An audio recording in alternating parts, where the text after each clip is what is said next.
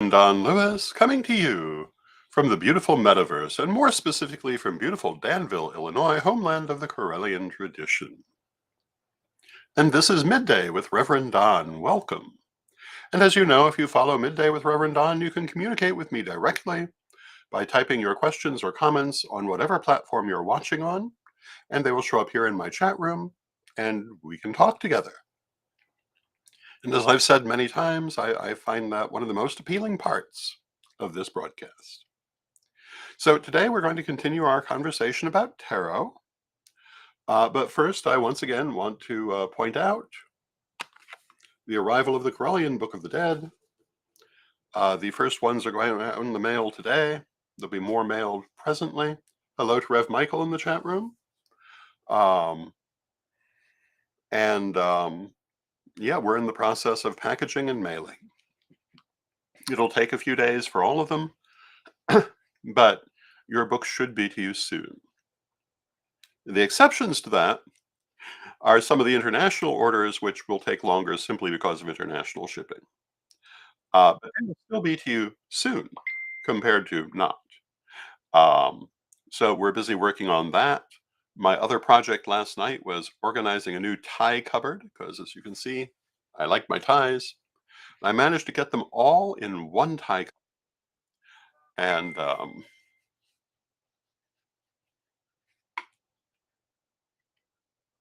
it will just turn off the phone rather than doing anything colorful today, as we've done in some of our previous broadcasts. Although I have to say, hello, spam caller, you're live on the air was rather memorable. Um, but um, but yeah, we'll just turn off the sound on the phone. I won't have to think about it. Um, I did not count the ties, but there are at least 100 of them, if not more, collected over 40 years. Um, and they range from ones that I wear all the time to some that I love but had not seen for a long time. Because they had been stuck in storage, to some that really are not very usable because they're thin ties. Although now that I'm a thinner person, a thin tie might not strike me as so odd, but I always thought it was rather odd to be a large man in a thin tie. Those I tended to use as stocks. And if you've followed my eccentric fashion, you'll know that I do occasionally do stocks, particularly for more formal events. If you don't know what a stock is, if you've ever seen a ministerial collar, that's a stock. Um, it's a remnant of 18th and 19th century fashion. You do still sometimes see them in ordinary dress, but you mostly see them now in ceremonial dress of different kinds. And I am known for my eccentric taste. That will not be changing. Um, Hello to Janet in the chat room. It's good to see you, Janet.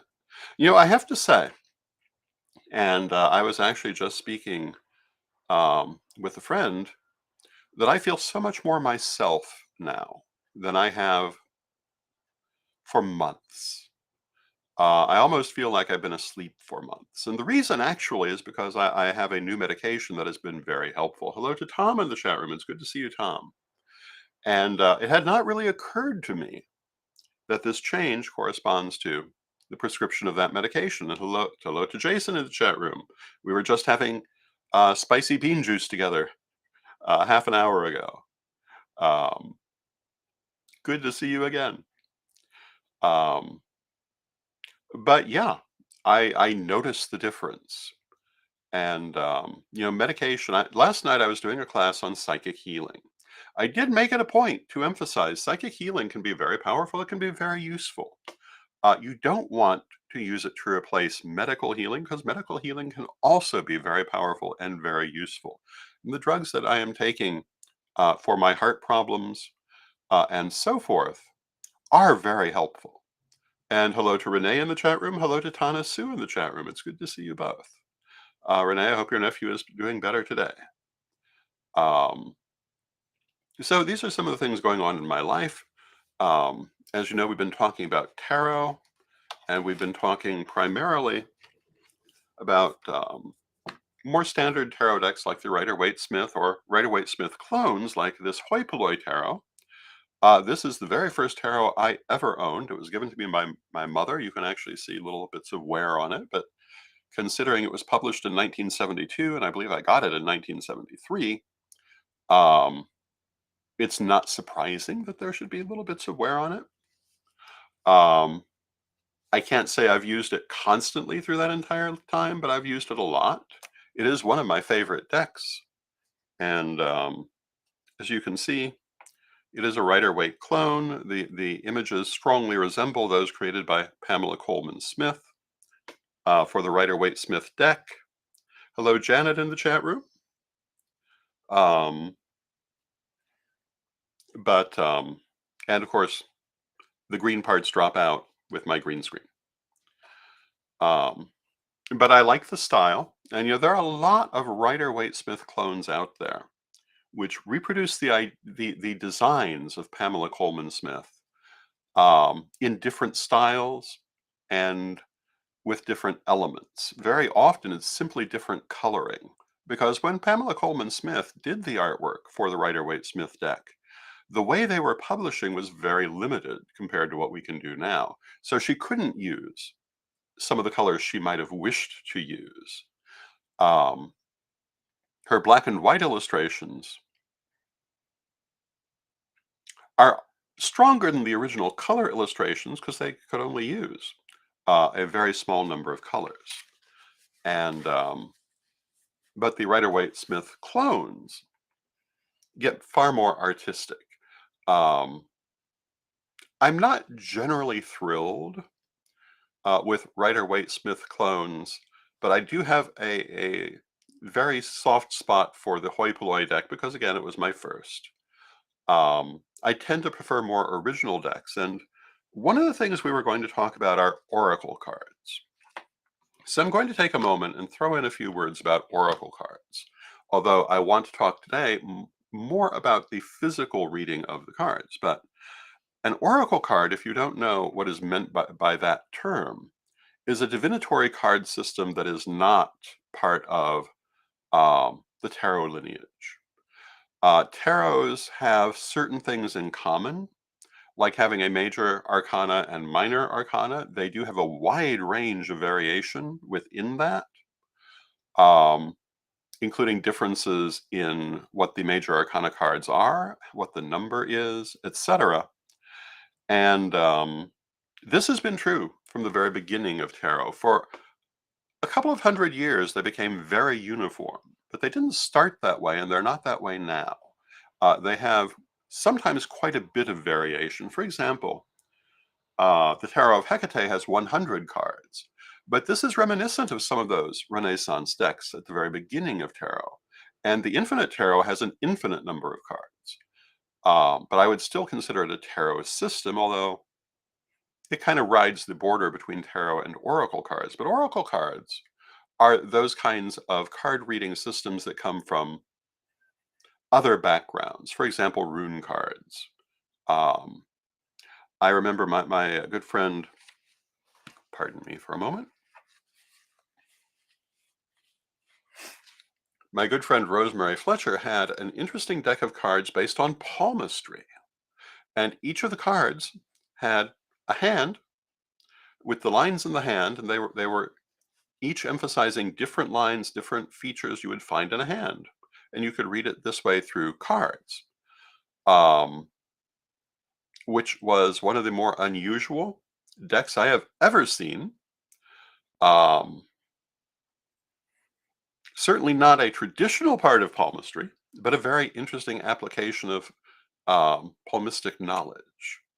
So it shows what all can be done with cards. I believe there are Yi Jing cards. I've myself designed a set of Yi Jing cards. There are rune cards. I've done that too. Um, all kinds of cards that are not strictly speaking tarot. Although, as I say, because of the nature of the infinite tarot, the ones I've done I consider to be part of tarot, but it's stretching the definition. But then if you follow my work, you know that I always stretch definitions. I don't like tight definitions. Um, And I think if we look at nature, and I was always taught if you want to understand God, look at nature, however you define God. That is God's direct creation, not our interpretation. And what do you see in nature? You don't see strict definitions for the most part. You see constant variation, constant growth, constant evolution. This idea of being static does not in any way seem to reflect the divine essence as we can see it in the world around us. Um, which is why those religions which think of being in stasis as the nature of the divine are often very separated from nature, because its message is something very different. So for me, having very open definitions is completely in keeping with my understanding of the universe, my understanding of deity. Now, coming back to tarot, how do you read tarot? Well, what you do is you draw cards, just like that. Um,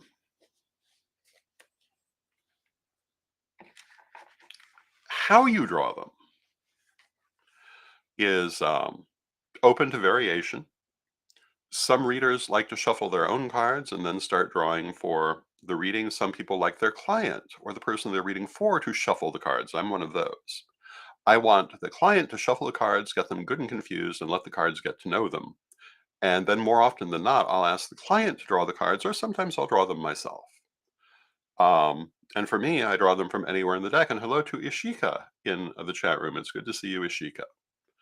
Um, Other people have other ways of doing it. Some people have very complex ways of doing it. But you're drawing cards basically at random. And the random factor is very important, and it's important in most every form of divination. That randomness is how spirit uses divination to give us meaningful messages. And our understanding of the symbolism of the systems we're using is how we interpret them. Um, so however you draw your cards, you then have to lay them out and interpret them. Most people like to use spreads, which are a certain number of cards laid out in a certain number of ways. And in my various classes on tarot that I have written over the years, we talk about a number of spreads. There are thousands of spreads. And you can make up your own right on the spot if you want to. And Ashika says, it's good to see you too. Thank you, Ashika. I appreciate that. But I come from the school of thought that I just have people draw usually 3 cards at a time. It's technically a spread. It's not much of a spread, but it tells me everything I need to know. And more often than not, it will answer their questions before I ever give them a chance to ask them. So you can make your card readings very complex in terms of how you lay out those cards, or you can be very simple like I am. The way I learned to do this, years ago, I worked for a psychic fair system called D&H Psychic Fairs here in central Illinois. And it was run, if I remember correctly, by Dorothy and Helen, who were D and H. Lovely ladies, 2 spiritualist ladies. And they had a fascinating crew of psychics that they worked with. And they traveled all over central Illinois. They had, as much as possible, a fair every weekend.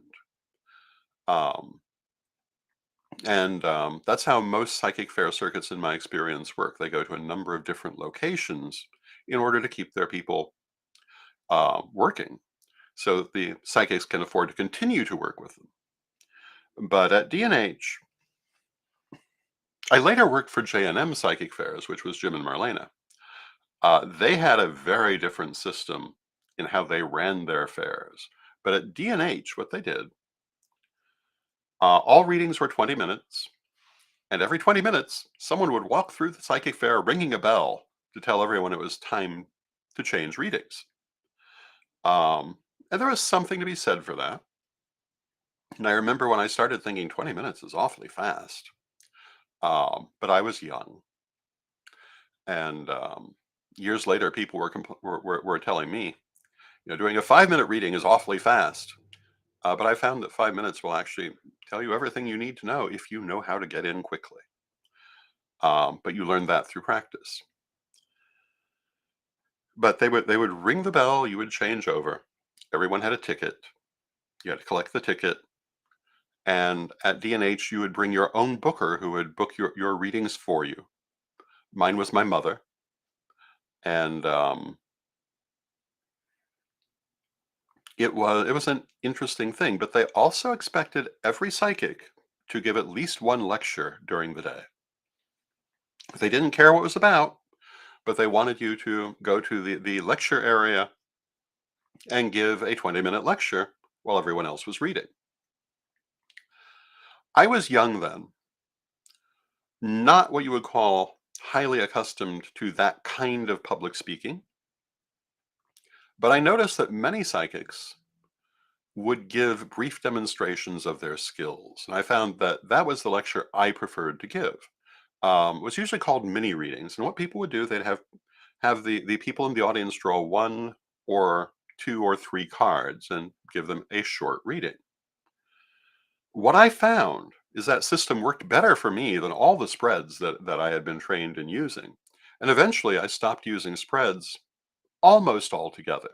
There are still occasional readings that I will do a spread for. If I'm doing a year-long spread, I may use um, a 12-card circle spread, which is very good for a year reading. But more commonly, I just draw three cards and then draw another three cards and another three cards until I get all the information I need. And I find that they are very good at giving it to me. And I don't think that reading needs to be any more complicated than that. So what I'm going to do is I'm going to give you a general reading for the world of three cards.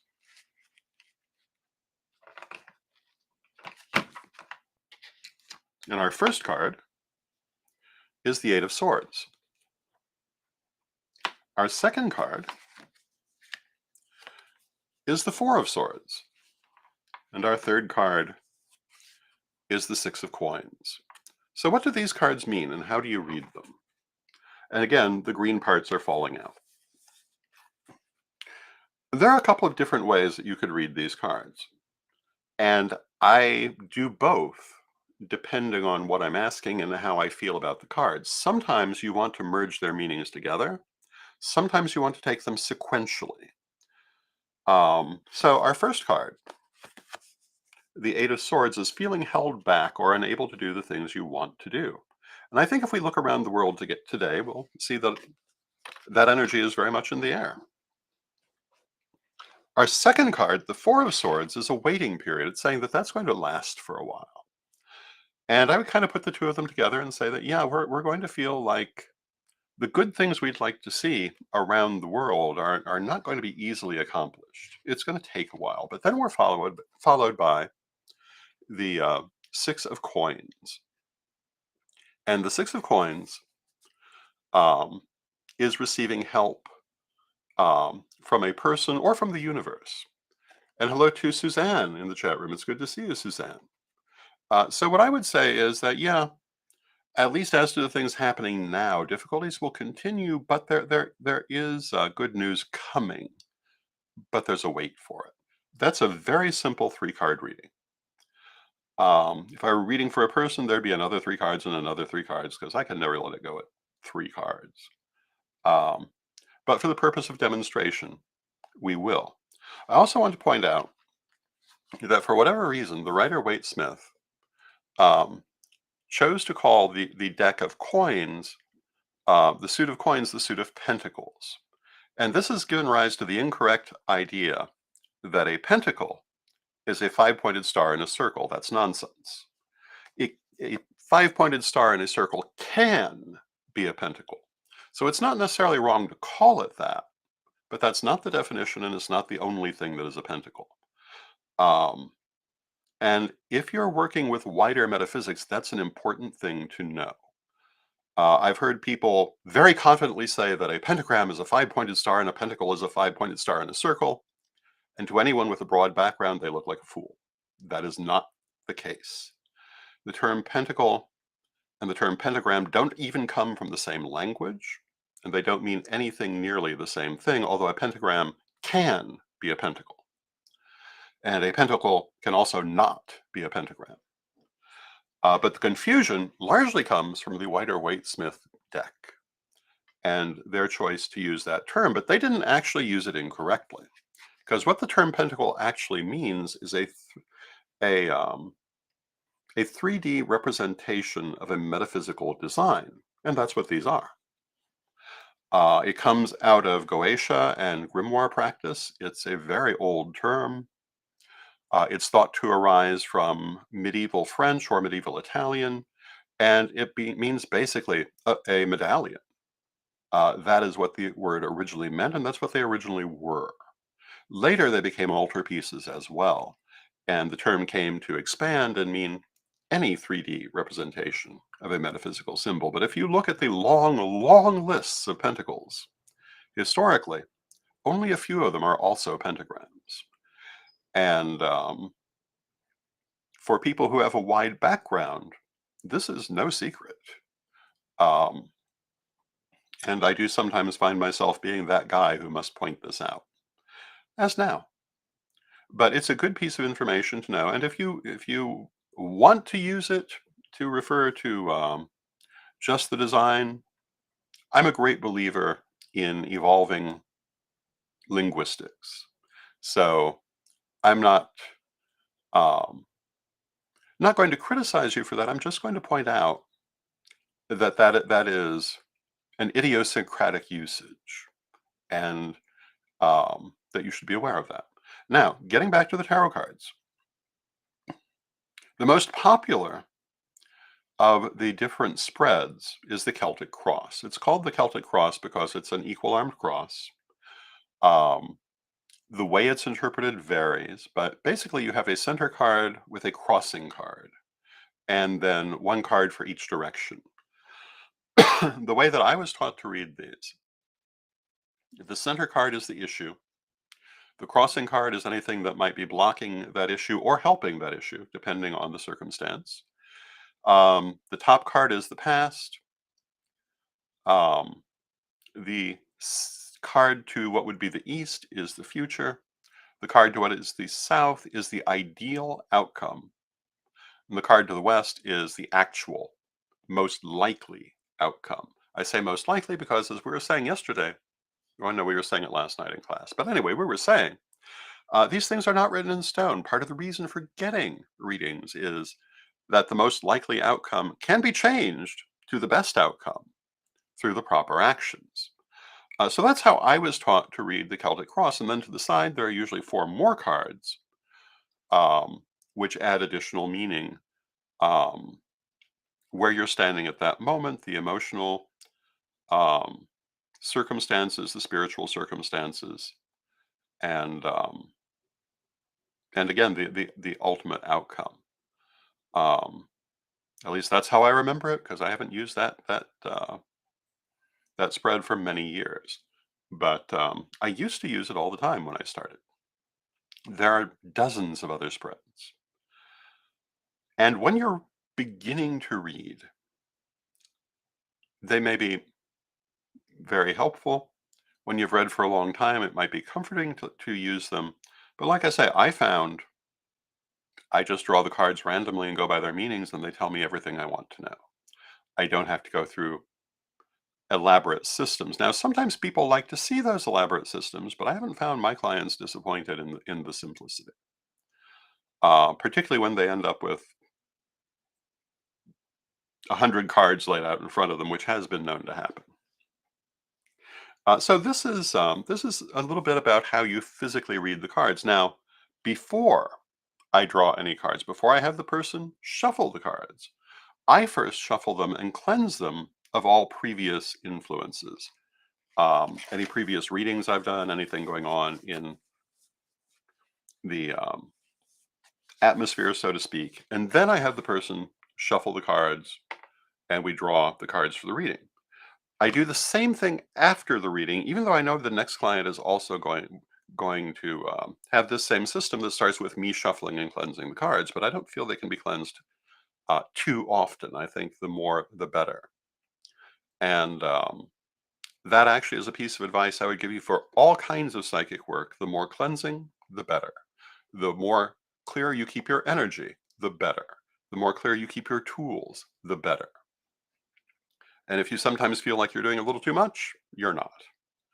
Another thing that I was taught early on and still sometimes do, I always clear and release my energy. But sometimes, even in the reading, you may find it necessary to clear and release your energy because depending on what's all going on, it can be very strong. And it can be so strong that it may be disruptive. That, in my experience, doesn't happen too often, but particularly when you're first beginning and you're not as accustomed to the energy, it's something that may happen. And the way you deal with that, you run light through and you cleanse that energy. And you let it pour down out of you like water pouring down through your arms and your legs, out through your hands and your feet, going back to the universe. Very effective. A couple of other things I was taught early on, which are true and are also a little on the side of superstition. Um, I was taught that you really should not be crossing your arms or your legs when you're doing a reading because it makes it harder for the energy to move through. I do believe that's true, but after the beginning stage, I don't think it's really all that important. But when you're first beginning, making sure all of that is open, I think, is very important. And I still abide by it for the most part. And I was taught that if you're in any situation where you're receiving energy from someone you don't want to be receiving, even if it's just the feeling, crossing your legs or your arms is one way to help keep it out. There are also, of course, far more draconian ways to do that, like surrounding yourself with a shield. And in fact, you should, but this is a different program, should do shielding on a regular basis. It's a very important part of psychic hygiene. But when you're a reader, it's more important because you're dealing with all these people's energy. Now, um, we're almost at the end of our half hour, but I have to go ahead and add this, even if it takes us over for a few minutes, because when you're taking in all that energy from all of those people, the one thing you don't want to do is hold on to it. It's one of the reasons I say clear after every reading, clear before the next one, because you don't want to take that energy with you. It's going to overwhelm your system. It's going to leave you ungrounded. Grounding is vitally important. And I found back in the day, working these long psychic fairs, at the end of the day, everyone was ravenously hungry. But that's because eating is a way of grounding. And even if they'd been grounding through the day, after all that interaction, they still needed more grounding. And so the psychic fair would descend like a horde of barbarians on some local restaurant um, and eat everything they had, basically. Um, Even when I was working with people who did understand grounding very well. Now, at D&H, a lot of people did not come from a background that emphasized grounding. And I got to see there how bad that is. But, at J&M, they understood grounding very well. But this was still something that happened. By the end of the day, they needed to replenish their energy. And the feast, and it basically was a feast, also helped with grounding. And of course, it was also important social time that helped us all to be friends. And I remember, I remember the J&M crowd very well. They were wonderful, excellent people. They had their politics like any organization does. And let me just tell you, if you see an organization with politics going on and you think that's unusual, you haven't seen enough organizations. It's perfectly ordinary. Even the nicest people are going to have a certain amount of politics. At J&M, they certainly did on occasion. But for the most part, we were all friends. We were all good people. And they had the most amazing crowd of psychics. Um, People I will never forget unless I've forgotten everything in life. Um, which as I get older, I have to think about that, but I'm not expecting that at this time. But I'll always remember Novella Suter. I'll always remember Rosemary Fletcher. I'll always remember Robin Lochurko. I'll always remember Alexandra East. I'll always remember Bill Munro and so many other people. Um, It was a truly amazing experience. And if you find yourself working in a psychic fair, you'll probably meet equally fascinating and interesting people. And if you're just beginning your career as a psychic, it will be an education because everybody there is going to come from a somewhat different background. And that is an education. So, with that, we've reached the end of our half hour. I thank you for joining me. I'll be back tomorrow. I love all of you. I love spending this time with you. And I look forward to seeing you again. And let us close with our prayer as we always do. Divine Mother Goddess, Divine Father God, beloved ancestors, we thank you for all that you do in our lives, and we ask you to help us to make the good connections in life that make life worth living. Help us to find good friends, good allies, good acquaintances. Help us to learn the lessons that life brings us in positive and friendly ways. And help us to make the world a better place wherever we go. And though we know that sometimes there must be difficulties, let us handle them as best we can and move on from them as best we can. And we ask you to help us with that. Beloved Mother Goddess, beloved Father God, beloved ancestors, we thank you. And knowing you are always with us, but from respect, we thank you for your presence and may you be blessed now and always. I thank you for your presence and may you be blessed now and always. And again, I will see you tomorrow and we will end our conversation on tarot at that time. And until then, again, may you be blessed now and always.